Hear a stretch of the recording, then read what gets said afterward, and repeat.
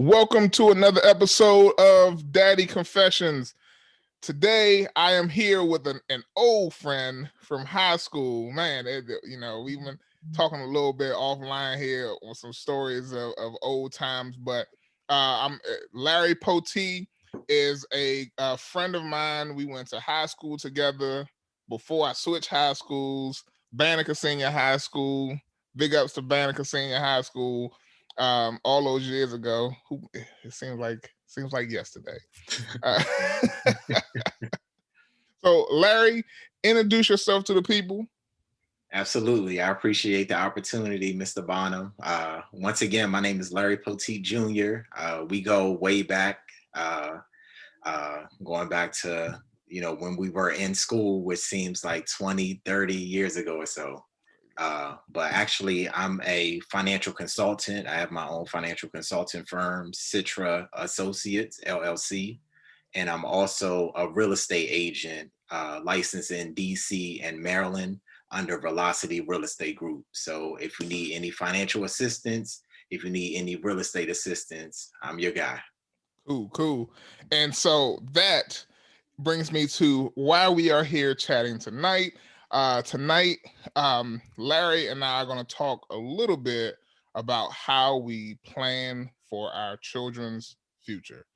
Larry clearly has the background. He understands, finance better than I do. It don't take much, but Larry knows the stuff. So, so we're going to talk a little bit about how we plan for and save for our children's future. And I guess, Larry, my first question really revolves around, when should parents start thinking about saving for their children's future? Absolutely. That's definitely a great question. I would say as soon as you find out that you guys are expecting, you should start to save at that particular point.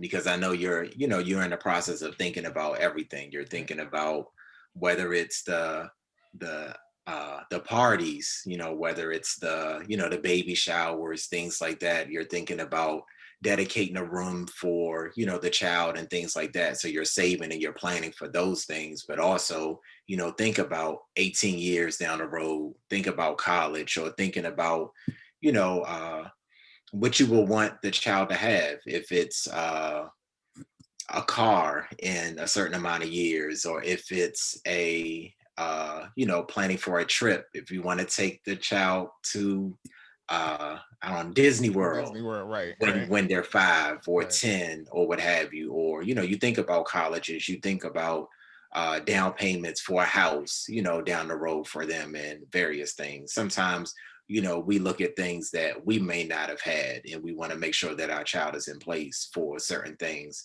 So I guess to directly answer the question, I would say as soon as you find out that you're expecting, that's the time to plan. Wow, that makes complete sense, and that means that we did it wrong.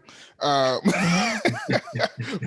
it makes a lot of sense to do that, to not wait until the child is here, right? But start thinking about those things the as soon as you know the baby's on the way, because regardless of what you think, there's going to be no matter how much stuff you get for the baby shower, there's there's always going to be something else that kid's going to need, right? So starting to plan, putting aside money, I guess they say starting off with a nest egg, right? Like something for the kids, and then growing it from there, right? That's part of it.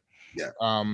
So so in terms of that, in terms of setting aside money, in terms of saving, when you're starting out, even before the child is born, what are some of the things that you can do? So they don't have a social security number, they're not here yet, right? So what are you doing? Where are you putting this money? Absolutely.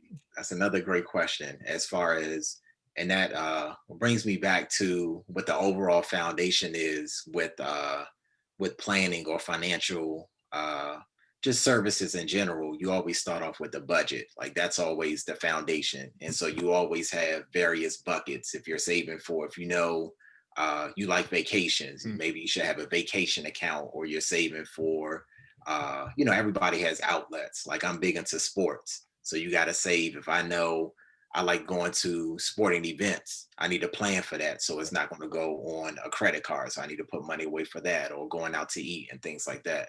So basically, I would say you make sure that you dedicate money, you have a separate account for that. Because, like you said, there's no social security number. You can't put a name down for that so that you can start to save. So if you wanted to set up a educational account once they're born, you can transfer that money there. Or if you just want a dedicated savings account for that, that lump sum is already there. So it's not like you have the excuse to say, well, there's no uh, child here, there's no social security number, so I'm gonna just wait until that happens. Like, no, you can set aside money, and then once the child is here, then you can move it to another account, like a 529 or a custodial account once the child is born. Yeah, that's a good point. It's interesting because I think early on, instead of putting, we used to have accounts with, I used to have accounts with uh with a company that allowed me to have these savings accounts that I like literally put the kids' names on the savings accounts. So, and that was how I started saving for my boys. So they were just savings accounts. They were open them in my name, but I was putting money into those little savings accounts for them. And then eventually, when we finally got around to it, and opening up their own accounts, we did it with their name, with their social security number, and they are, on the account. That's their account. Yeah. And so that was a way that we started doing it. Tell me a little bit about. So I don't know. I should know. Mhm. I don't know exactly what a custodial account is. Tell me a little bit. What is a custodial account versus a regular checking account for? Okay, is that like does that keep them out of the money? Like, how does that work? Well, essentially, their name is not in the first position. So you're technically the owner, you're the custodian of the account since they're still minors. And then once they actually become 21, they can actually take ownership of that particular account. Okay. Uh, Okay.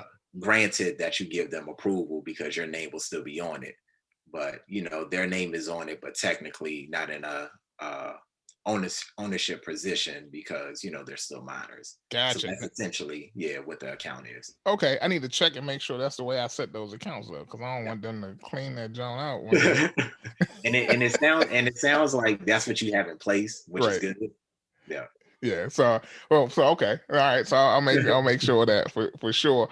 But that's cool. I mean that's a great point. What about things like the 529 plan, right? I've heard a lot about that. We have we were blessed with grandparents, my kids' grandparents, or my wife's parents, were of the mind to go ahead and start 529 plans for the kids.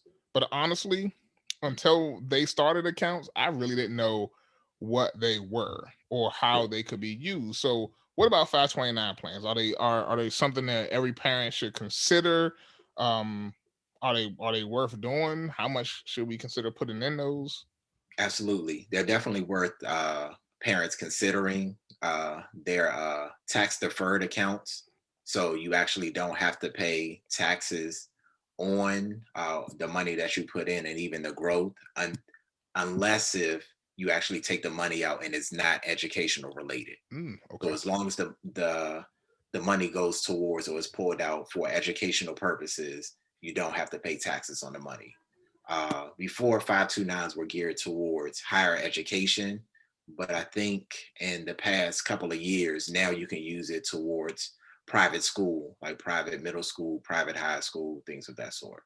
Oh, that's good to know. That's good to Yeah, know because I but honestly wasn't sure if that was, and that's weird because I work in private schools. I should know more about that, but I wasn't sure they were allowed to do that now. But I think I do remember hearing something like that. Does it matter where they're from? Does it matter if it's so? If you live in Maryland, right? Does it matter if the grandparents live in Atlanta or in New Jersey and they started in there? no, yeah, it doesn't matter at all. And actually, one of the good things about the account is multiple people can contribute to the account. So it's not like just the parents can do it. Like you said, it's the grandparents, it's the parents. And also just with this day and age, I think it's beneficial for, especially when you do birthday parties or different celebrations, people can actually just give money, contribute money to the 529 account. So sometimes in lieu of gifts, just contribute Yo, a monetary gift, and that goes towards their college education.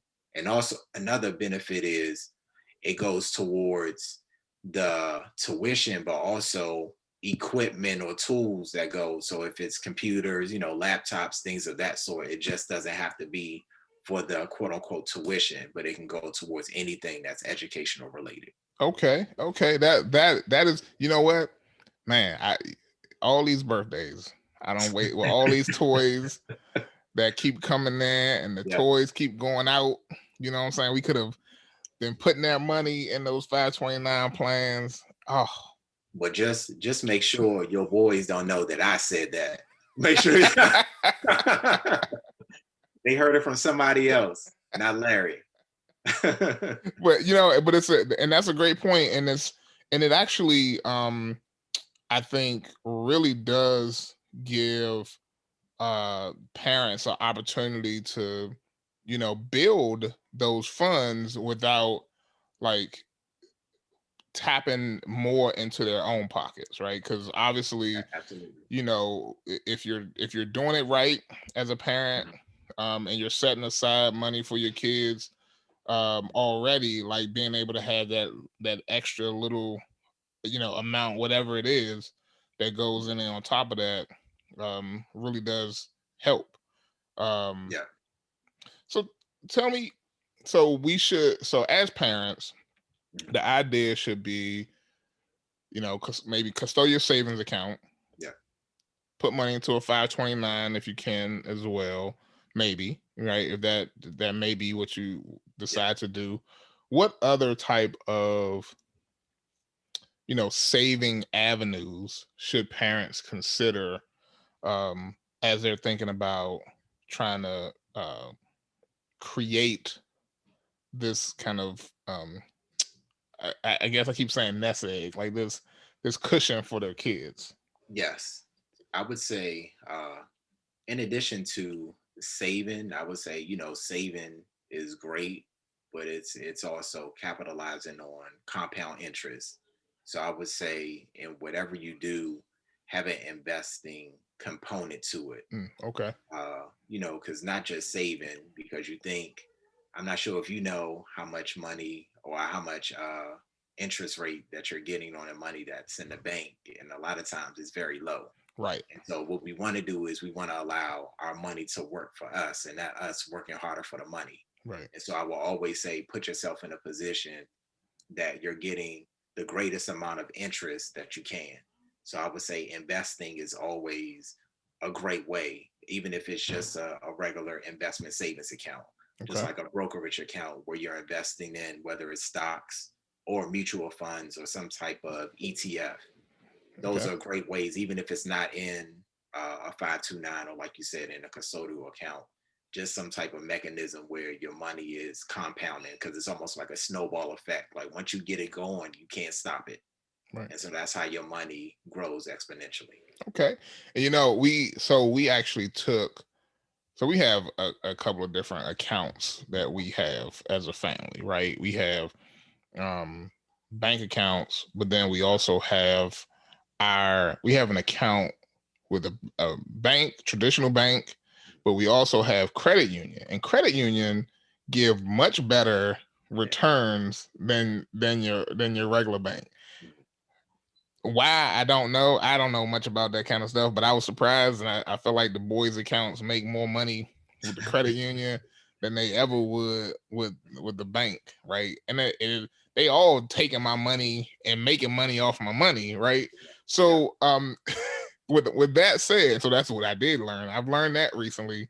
But with all that said, you mentioned about these, what you just said about the, um, um, Stocks and mutual stocks, funds. right? Mhm. And so, how, I don't know how that just went out of my head, but yeah, stocks and mutual funds, and having an account where you can do that. You're not talking about like Robin Hood. You're talking about No. like Merrill Lynch, Merrill right? Lynch, yeah, you have E-Trade, Right. you have TD Ameritrade, you have different brokerages where you can actually put money in. It's similar to like any actual bank account, but the only difference is, and just instead of having your money just sit, you're Right. actually investing in the stock market. Right. And so with So the so we're stock market, taking our money the same way the bank is, and we are investing it into. yes. Okay, gotcha.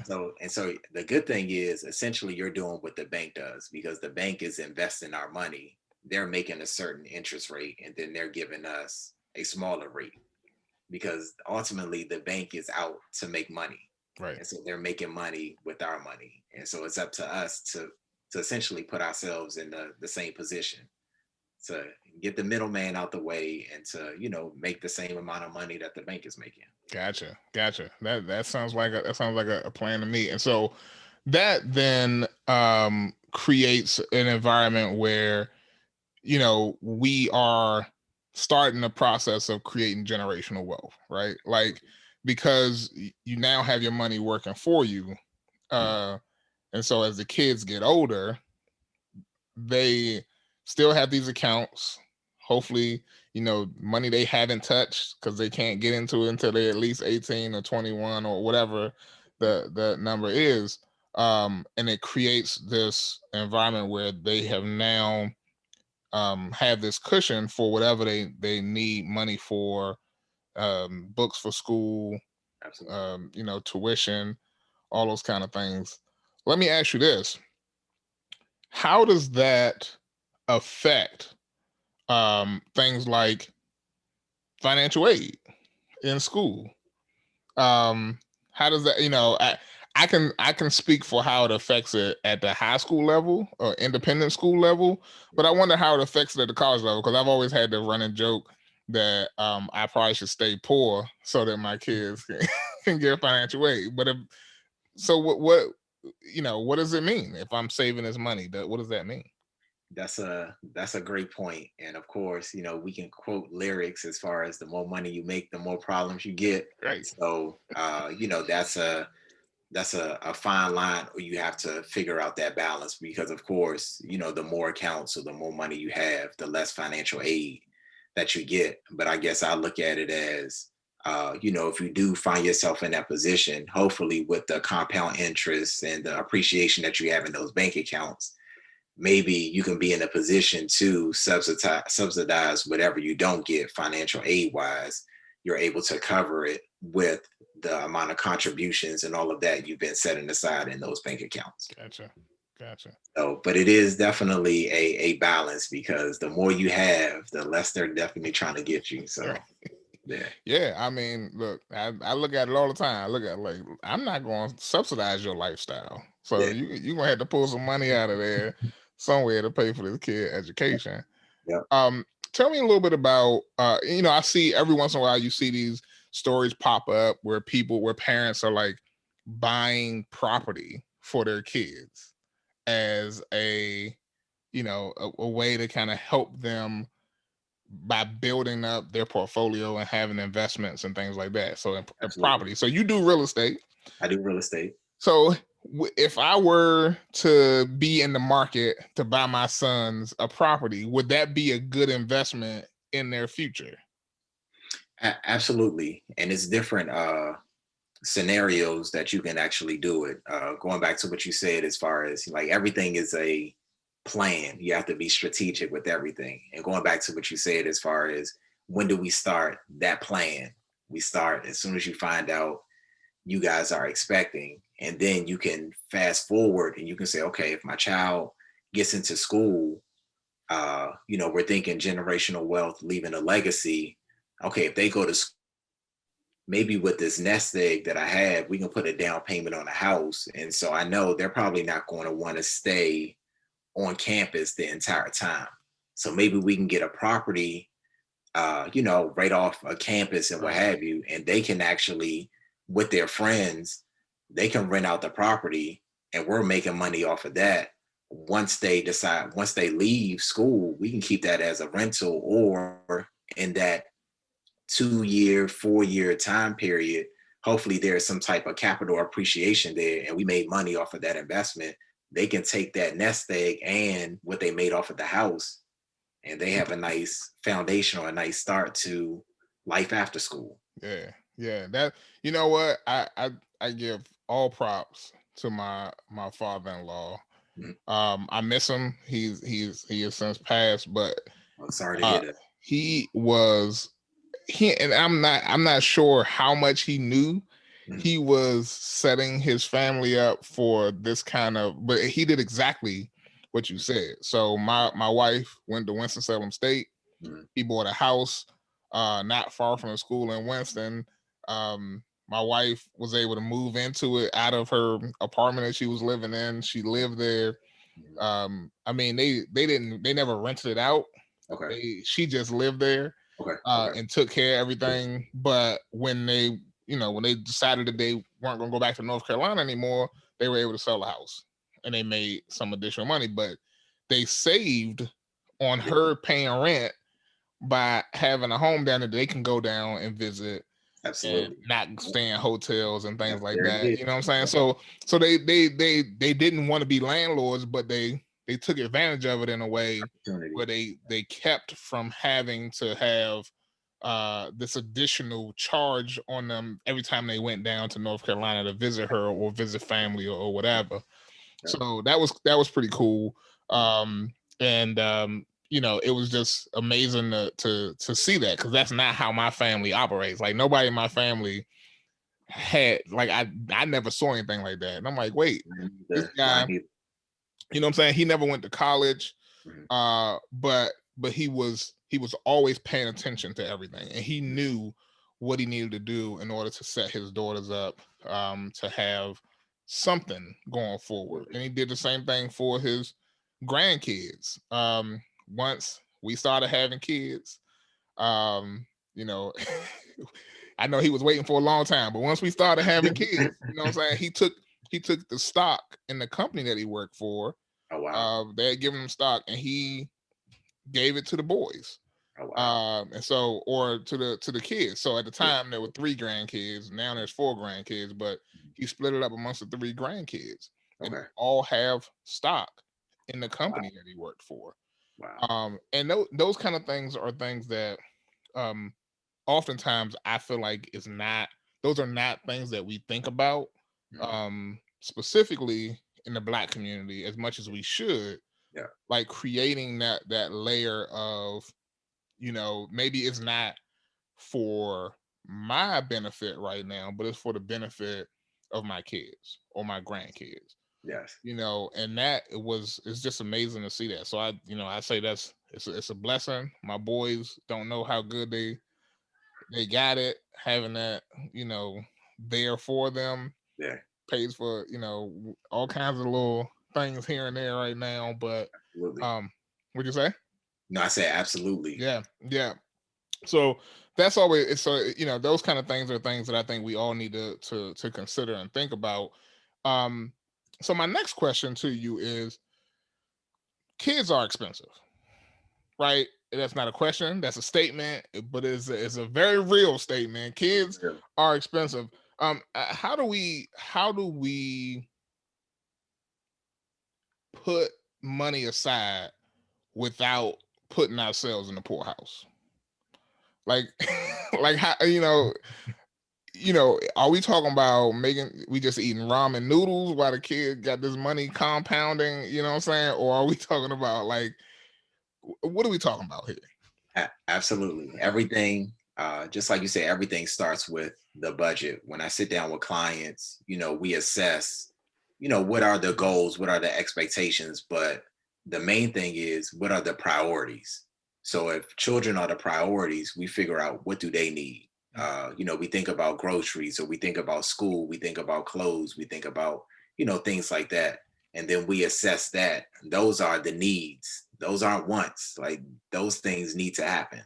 And so we assess, what does that look like? What does the mortgage look like? What does the rent look like? And we make sure, okay, we got to make sure that these categories are taken care of. Those wants, like getting haircuts or nails done or going out to eat or vacations and things like that, sometimes certain things may have to take a back seat.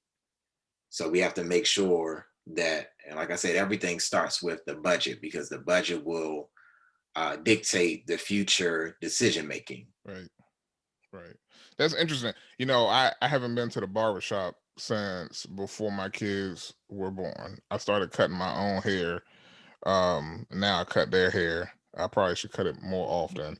But you know what I'm saying? Like though and that's not because I wasn't necessarily thinking that I shouldn't take them to the barber shop and save their money, because if I should be putting that $60 a pop aside. But it was really for me, that was actually just one of those things where I was like, you know what, I can do this. They're not gonna get the newest, freshest, they're not gonna have no line, they're not gonna have no designs. Like when they got money, they can go get that. Yep, yep, yep. But it was important for us to think about those kind of things. And we were thinking about what we wanted to be able to do with the boys and for the boys, right? So, being able to take them on a Disney cruise back in 2019 Absolutely. was a really big deal for us, and I'm Mhm. glad we were able to do it when we did. Yeah, Because ain't yeah. nobody going nowhere Nowhere. right Yep, now with the yep, pandemonium going on with yep, the yep. but but it was, and my youngest Mhm, he was still pretty young. mhm. So he wasn't probably fully experiencing that whole thing, but I'm glad we had the money set aside, we were able to do it for them, and we specifically planned for that event and set aside that money, and not put it all on the credit card and ran up the credit card bill and whatnot. But that was something that was really important to us to do that. Now here we are 2 years later, Mhm. um and really focused on now making sure, and we were doing this before, but really ramping up things like the 529 plan, Yeah, yeah. ramping up things like their savings accounts. Mhm. One thing that um we did, I think it was 20, it might have been 2019 as well, was my oldest decided that he wanted to start a lemonade stand. Okay, okay.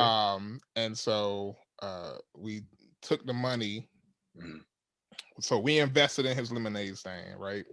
And then he had his lemonade stand, he made his money off the lemonade stand, and we put that into his account. But then we also gave him a little bit of money that he could keep on the side for a special item to purchase. So I think that's my version of like trying to teach him financial responsibility. What would you say are some things that parents should think about as they're thinking about creating an environment where their kids are being financially responsible? Yeah, you actually hit it right on the head.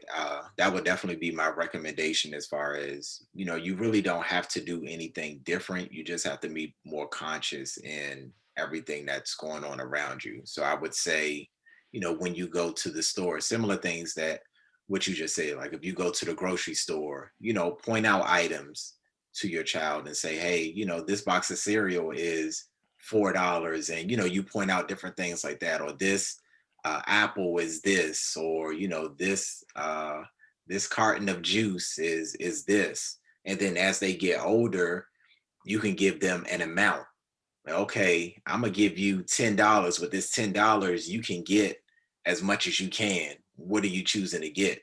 So you're teaching them the value of money, but then also priorities, as far as, okay, I got $10. Maybe I can get five things. Maybe I can get three things. What item do I have to get? And what other things are wants? Like I want to get this, but this costs $20. I can't get this. So I really need this. So let me get this. So, it allows them to, fully digest personal finance as a whole. So I would say, just everyday things that you do, the grocery store, or when you go to the gas station, or, just different things like that. And then also different, like I'm a big fan of Monopoly. And of course, it depends on, their age to fully grasp Right. everything that's going on with that particular game. But I would just say everyday things like that, and then incorporating some type of board games and things like that. Right. You know what? That as soon as you said that, you know what I remember was the episode of the Cosby Show where where his dad went in and talked to Theo Mhm. about, he's like, I can live off of this amount of money, and dad gave him the money and was like, oh, you wanna go on date with girls? Like, took all the rest of the Yep, money, it was yep, all gone. I never forget that episode because I was like, yep, oh man, that's how it works, right? yep. So And it clicked. Yep, yes, and the women do take all your money. all of it. That's a straight face saying that right now because that is true. So, I love you, babe. John said that. But yeah, but and those kind of things are I think that's a great point of being able to um you know had the game of life, Monopoly, Yep. as ways for them to start understanding money, right? Understand how we utilize money every day, Mhm, and put them in the mindset of not being stingy with their money, but being realistic with mhm. their money, right? And what can this amount of money buy me, and not living outside of your means, kind of thing. So I think that's always a really good thing to think about. Tell me, Larry, what would you say, if anything, are some of the pitfalls of saving? um Yes, that's a good one. So I would say uh one thing that I always say is like everything goes back, and I guess I have a common theme as far as the budget, but everything goes back to the budget. But it will be a lot of times people feel that after they finish spending, then they save, but you should save first and mm, then you spend. And I okay. think that's what throws us off a lot of times. A lot of times we're like, okay, we got to take care of all of this stuff. And we never save for ourselves, or we never pay ourselves. How that works is we have to treat paying ourselves or saving like it's a bill. So if you want to save Right. $200, treat that as it's mortgage, it's rent, it's a utility, and what have you. Because otherwise, we just say, okay, we paid all of these people, what's left? Then it's like, okay, I'll just take that. But then a lot of times, what's left may be a small thing, or it may be a bill that you forgot about. Gotcha. And then once that bill comes and it goes, you're like, I don't have anything. I'll try to save next month. And it's like, I'll try whatever's left, I'll put in my savings account. Like, you can't treat it like that. You got to make sure you treat saving like a bill. Wow. So I think Okay. that's my biggest thing. Wow. Wow. Okay. That's good. That's good to remember. Like, have that be in your line items of things that Absolutely. you're paying out. Yep. That's how you essentially. That's what it Yeah. boils down to, right? Wow. I guess we never thought we should probably think about that in my house, because sometimes I feel like I'm like, I don't know where the money go. I look at the account. I'm like, man, this and that. Amazon done got me Yep. again. I Yep. don't, like, and then you, on top of that, you also have those little things, and I forget the exact terminology for it, but it's those bills that automatically come out, right? The ones you don't see, Yep. but there's a specific name for those kind of bills, and how they just, like most things, like elevator music, right? It fades into the background. You don't realize it, but you get nickled and dimed with a lot of those things, right? So you talking about Netflix, talking Yeah. about Amazon Prime. You know what I'm Yeah. saying? Like they get hit with that bill once a year, it's like $110 or something like that. Man, like, whew, A- I forgot that was coming out this month. Absolutely. Those kind of things, like the membership to the gym that you ain't been to in 12 months. That's it. That's it. All those kind of things, and those are the things that you need to be cautious of, right? Because if you start doing the math, some of those things could add up to that money that you could be paying out to yourself, right? Exactly. And that's one of the things that's an exercise that I always give to my clients, going over previous statements, monthly statements, because you see those items a lot of times. Like you said, you forget those items, and because it's automatic. But when you get your statement, you're like, man, okay, Netflix, I got Hulu. I got Fubu, I got HBO Max, I got Disney, and you got all of this stuff. And it's like, man, wasn't I trying to save Right. and trying to cut the I cord? cut the cord, right? But But now, I created 5 other things that adds up to more than my cable bill now. right, right, And so, you look at things like that, or if it's vending machines, or if it's, just those little things, whether it's Starbucks, coffee, like everybody has some type of outlet. And you look and it's like, man, I went to Chick-fil-A 10 times this month. So, that's an exercise that's always helpful, because that will allow you to, okay, if I cut those things, I can save $50. I can save $75, and that can go here. That can be a savings. So that could be our cheat day. right, But at least it's dedicated for, okay, we're going out to eat every other Friday. And that $75 I freed up is going to go towards that. Or, whatever it is, you can start making it a dedicated item versus just randomly money just going out and you have no idea where it's going. right, right.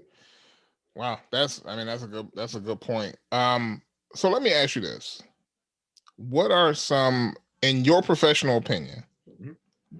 what are some things that parents should be very cautious of spending money on as it relates to their kids, especially early on with their children? I would say we talked about it earlier as far as watching out what we do with the birthday parties. Mm-hmm. If they're one, do we need to rent out hotel rooms and Woo. rent out different event centers and You things speaking like to my that? soul right now, because I've been telling my wife that for years. I was like, they don't need a birthday party every year. We ain't got to rent out spaces. They ain't gonna remember Exactly. none of it. Like, So okay, yeah, so I would say, definitely that. And uh I guess when it comes down to clothes as well, I definitely hear about they've only worn this for one time, or right, they've only worn this for a month, or what have you. So why are we doing the brand name this and that when they're only going to wear it one time or two times, or it's going to be hand me down to, someone. So yeah, I think it's, items like that or events like that, we definitely have to be mindful of. Larry, I got clothes in my kids' closets with the tag still on it that Mhm, they have grown out of, never been worn. mhm, Okay, blows my mind. I don't know how much it cost me, but I know it hurts me to mhm. look at the labels, Yeah. the tags, and my wife. I love my wife. Mhm. She sometimes it might be Walmart, it might be she caught a deal at Children's Place or something like that. But when I see stuff with the tag still on it Mhm. that ain't been worn and now the kids can't ever wear it, that hurt my soul and my pocket Yeah. clearly because. Yeah. Yeah. And but we have been, and I think it's an interesting point about the name brands and stuff like that. Like honestly, if it wasn't bought by somebody else, my sons they don't even know what a Jordan looks like. Mhm. Like they daddy ain't never owned no Jordans. The only pair of Jordans that's ever been in his house was a pair of like crib shoes or whatever. Like they wouldn't even harbor. I was like, somebody done gave my son some Jordans, and I think he wore them exactly once. Mhm. And now they're gone. They're Mhm. all, but we will not be buying that kind of stuff in this house. The kids, my son came home today with Mhm. an expensive uniform shirt on Mhm. with yogurt all over it. Okay. Now that ain't Polo, it ain't Ralph Lauren, what is it? What is it? LL Bean, Yeah. Yeah. whatever Yeah. the shirt is, the school Yeah. shirts, Yeah. they expensive. Yeah. So Yeah. so he putting yogurt on that. Mhm. He ain't about to wear no Ralph Lauren shirt to be Yeah. putting no, yogurt all over it. Yoga. So Yeah. Yeah. Yeah. you better wear that Walmart special. Uh, but yeah, so that makes sense to me. So like staying away from, throwing all of these lavish parties for your little kids Mhm. and not buying expensive clothes for Mhm. the little kids so they could be, stunting in their Air Force One. I guess people don't wear Air Force One no more. In their J's, Yeah. you know what I'm One saying? time. one One time. time, win Yeah. one time, and then Yeah. scuff them up. Yep. You got look. You should see. Anyway, I'm not gonna get it. That's a whole nother conversation, Larry. We can talk about that later. About how my kids are Mhm. hard on some shoes. I have never seen. That's another reason. Whew, Yeah. Lord, they hard on some shoes. My little one Mhm. drags his foot on his scooter, and the whole front toe of his shoe is flat. It's flat as my hand. Like kid. That's not Wow. how you're supposed to treat your shoes. So so we will not be buying Mhm. expensive clothes and shoes in this Yeah. house. Yeah. So yeah, I could definitely see how that could be problematic for Mhm. people spending that kind of money and not thinking about down the line, right? Like not planning for the future Yeah. with that little thing, right? Like going Yeah. out and buying $100 pair of shoes Mhm. versus a $25 pair of shoes. Mhm. I wish they didn't cost $25 for little kids, but even that seemed like a lot of money to me. Uh, Yeah. And it and it's not saying, you can't ever do it, but once you switch that mindset, right, you start to think like, man, that $100 that can go into their 529, or we can buy this stock in that. So you start to think about what else you can do with it, and so that'll start to change things. So it's not saying you can't do this, or you can never throw a birthday party. You can throw 50 million birthday parties, but it doesn't have to be the most lavish birthday party. right, You right. don't have to buy 20, 25 gifts, and they're really just worried about the wrapping paper. They really don't care about the gift. So, that's we just have to keep those things in mind. Right. Or the toy they just gonna play with one time. Like Exactly. literally one time. That hurts my heart and Yeah, I my was gonna say pocket it as sounds well. like a sore subject. You do not even know. That is oh man, I got stuff again. I look around here right now, stuff everywhere. It's just like they used it one time. Mhm. They asked for it and it just sits there. So Yep. yep, Yep. yep. That's So Larry, I have another question, something that my wife and I have been talking about a little bit. And we recently, a couple years ago now, we bought life insurance policies.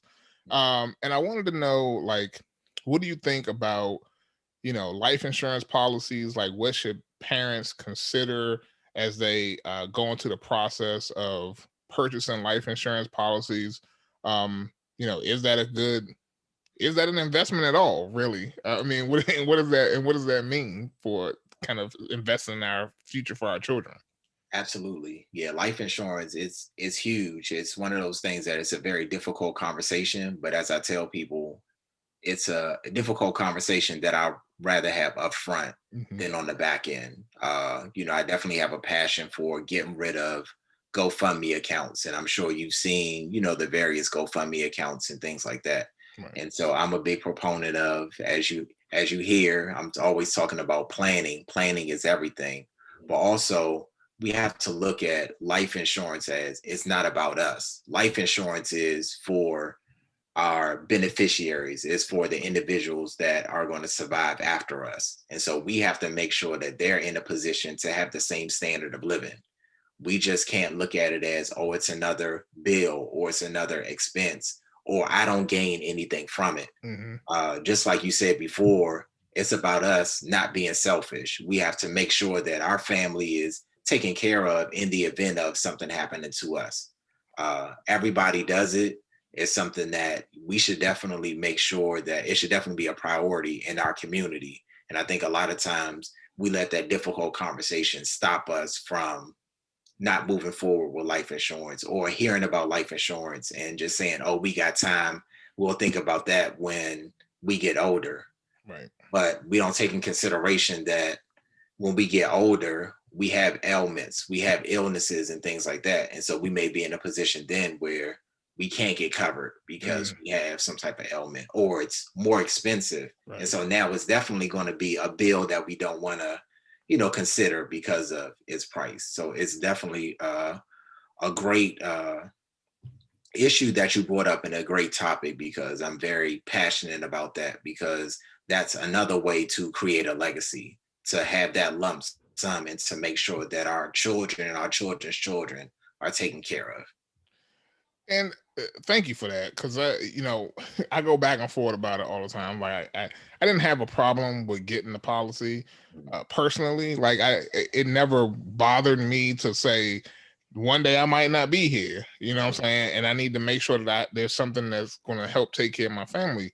But I do worry that, and I cannot remember for the life of me right now what type of life insurance plan that I have. But like, what is, if you're looking for a life insurance policy, what kind of policy should we be looking for? Because I know there's different kind, and some of them actually don't help out that much, and some of them you might as well. I mean, basically, you just paying into something that might cover just enough, kind of thing. Yeah, so there are different types of life insurance. There's term life insurance that span over a period of time that may be for 10 years, 15 years, even up to 35 years. And then there's also whole life insurance, which will last from the time that you actually purchase it until the age of 95 or sometimes 99. Okay. So that means that you have coverage essentially for the rest of your life. And so it depends. It's a case by case base. Of course, everybody doesn't fall in one category. Hmm. I'm a big proponent of term life insurance Okay. because I look at life insurance as in you only need it for a certain amount of time. If you had that lump sum right now, you probably wouldn't need life insurance. So if Gotcha. you had 500,000 now, if something was to happen, your family would be taken care of because that lump sum was there.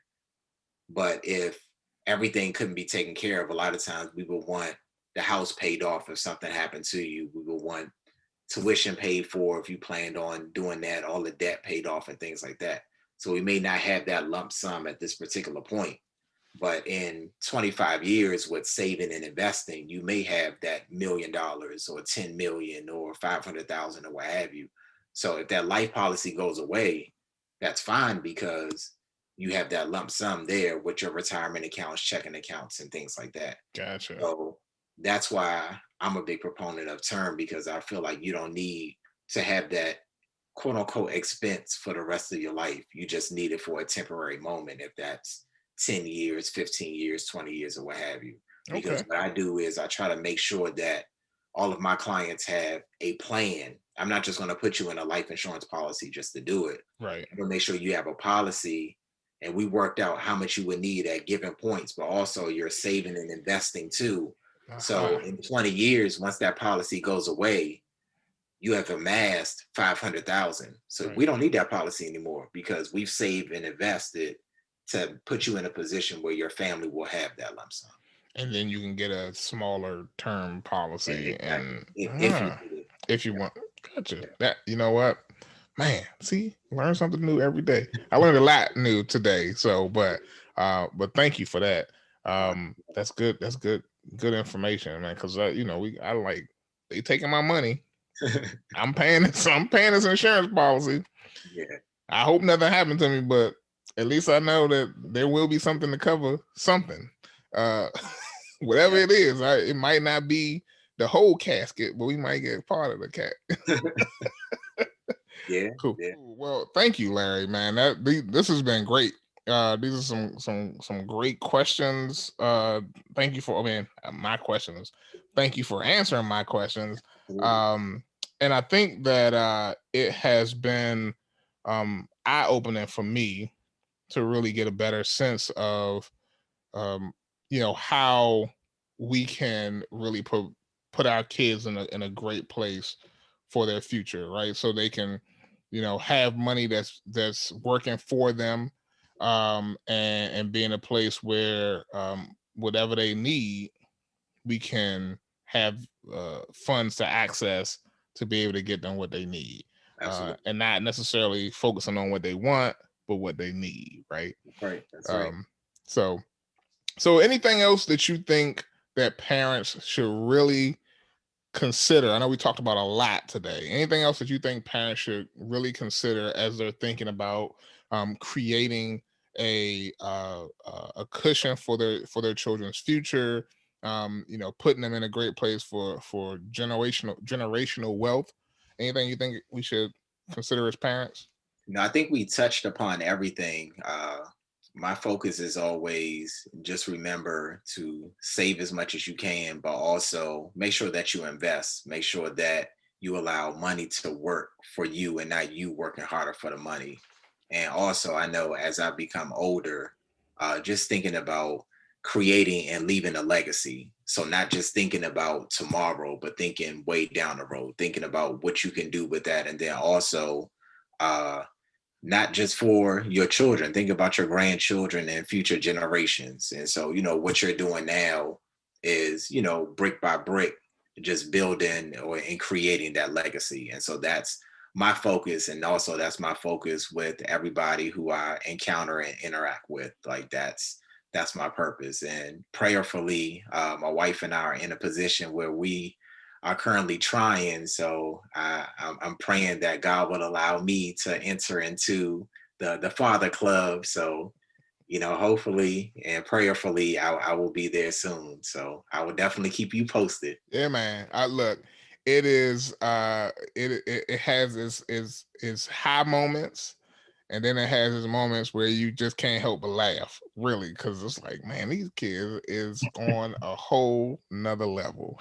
right? And ultimately, I just had a conversation with another friend of mine, and the reality of it is that what we're trying to do is put our kids in a place where they can be safe and secure.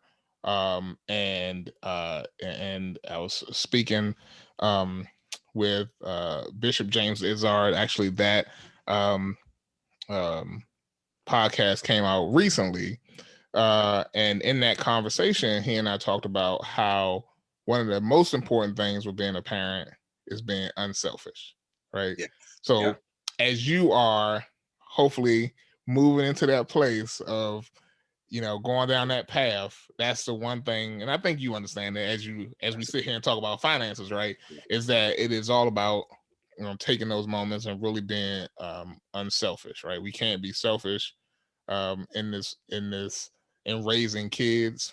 We can't be selfish That's right. in what we go out and buy for ourselves, right? We are taking on the responsibility of raising a little people who need Right. us and need everything that we can give them in terms of resources. So Absolutely. um so Larry, thank you so much for taking this time to chat with me tonight, and talk a little bit about how we can handle finances for our kids. um, and if anybody out there has any questions about this, and you want to, reach out to Larry or reach out to the podcast, and I can connect you with Larry. You can email the daddy confessions at gmail.com. You can hit me up, you know, on our anchor.fm page and leave a little voice note, and I can make sure that Larry gets that. But I know Larry also has his own contact information. If you want to reach out to him directly, Larry, how can the people reach you? Absolutely. You can reach me on social media. You can reach me on Facebook, L Poteet Jr., and that's LPOTEATJR, or also on Instagram, and it's the same, L Poteet Jr. And also you can email me at lpoteetjr@gmail.com. Cool, Thank you cool. guys. And thank you so much, John. I definitely appreciate you. And I love this podcast. And of course, as you can see, I'm not anyone or anywhere near selfish. So I definitely appreciate the opportunity to share. Yeah, man. Thank you so much for taking the time to be here. And it is a blessing.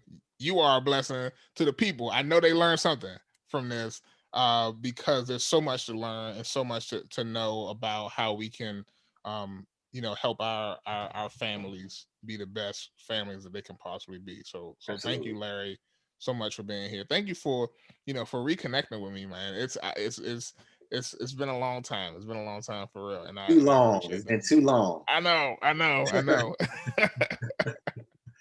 So thank you, everybody, for listening to Daddy Confessions. Peace.